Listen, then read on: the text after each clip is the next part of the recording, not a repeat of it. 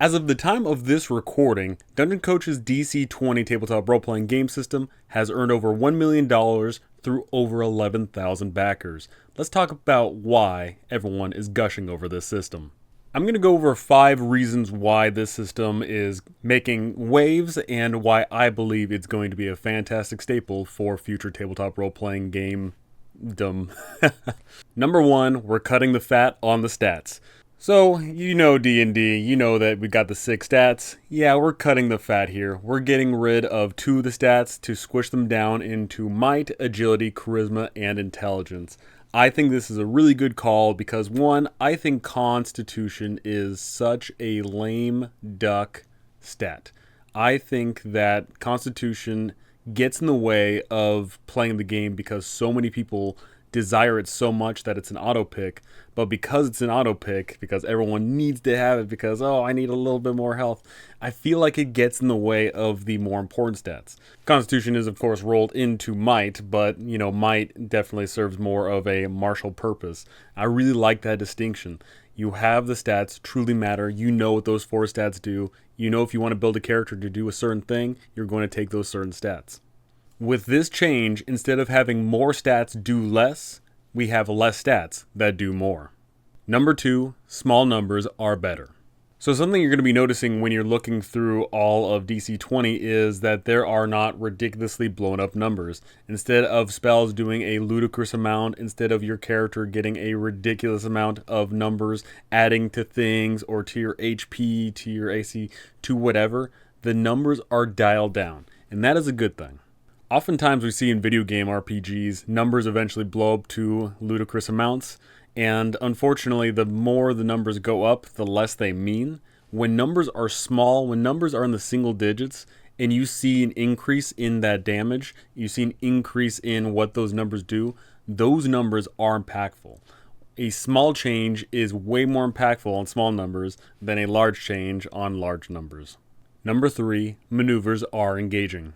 So once again, the direct comparison of 5e is the only way a fighter is allowed to both attack and try and trip an opponent or to extend their range out a little bit or do any one of these weird maneuvers is by specifically taking one subclass and then doing a specific thing that only you can do, and that means that no one else can do it. That can be really hamstringing for someone that wants a bit more flavor in the character, wants different options, but still wants to be able to do these maneuvers that theoretically all fighters should be able to do. So right here, we have it stripped down in these maneuver options. You've got things like extending your attack out to a range.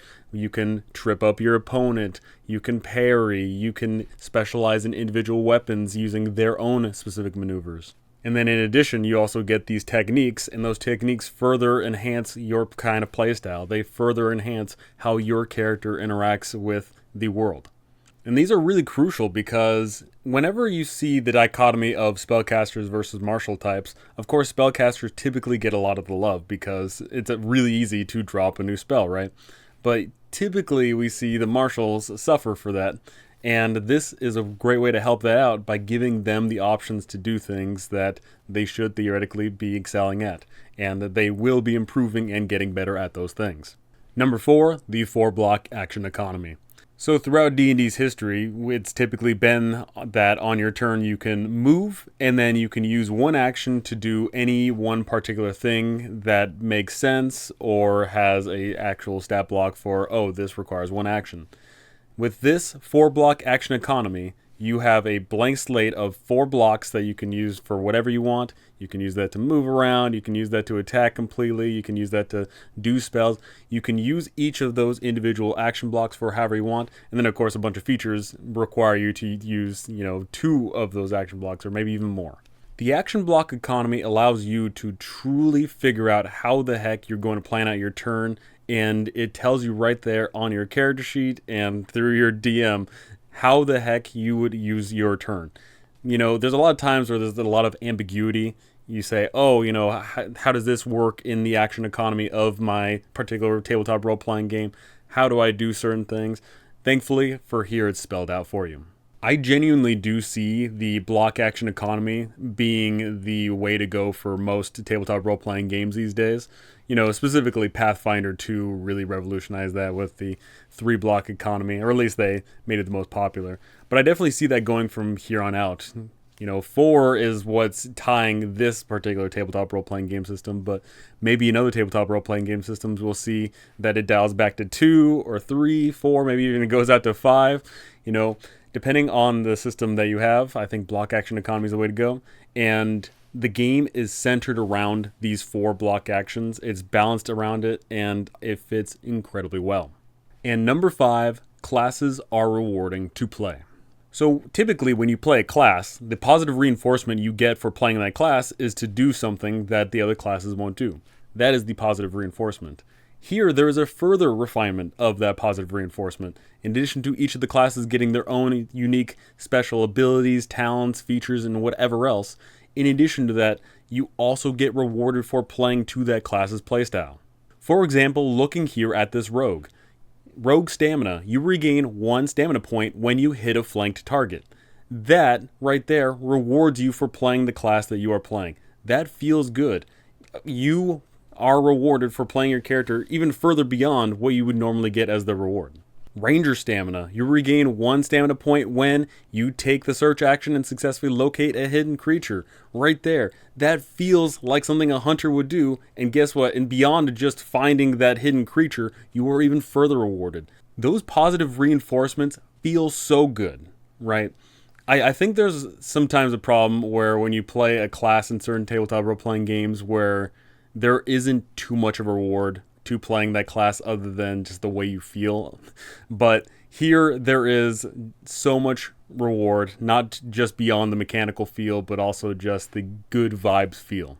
And I know I said I was only going to say 5 things, but I'm going to sneak in this 5.5 here just to be tongue-in-cheek. And I'm going to say that the spells are fun because the spells natively do whatever it is that they say that they do.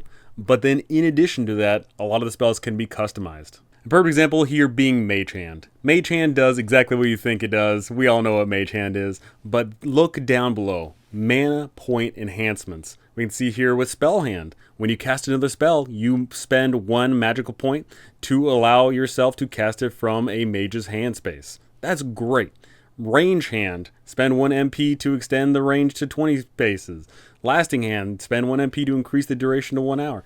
Right there, the fact that there's a whole bunch of variety to spells that we all know and love instead of just them always doing the same thing over and over, that's great.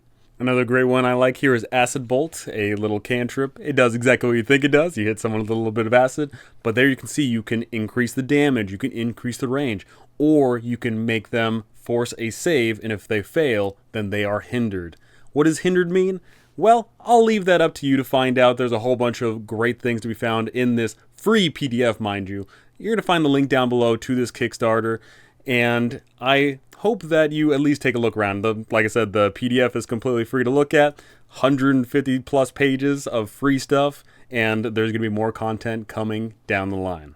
Dungeon Coach has been working hard on this, and thankfully his hard work has paid off. I know for a fact that this is going to be successful. Look at the numbers here. It's already successful, right? So I hope that it sees even more success in the future. And if you haven't already, then I suggest you check it out and learn a thing or two about how new tabletop role-playing games should be made. So tell me, have you already pledged to DC20? Have you even looked at it? Do you even know what it's all about? Tell me those things because I would love to hear it. But that's going to do it for me. Thank you so much for watching. Thank you for listening. Thank you to my patrons. Thank you for liking, commenting, subscribing, doing all those fun things. And I shall see you next time.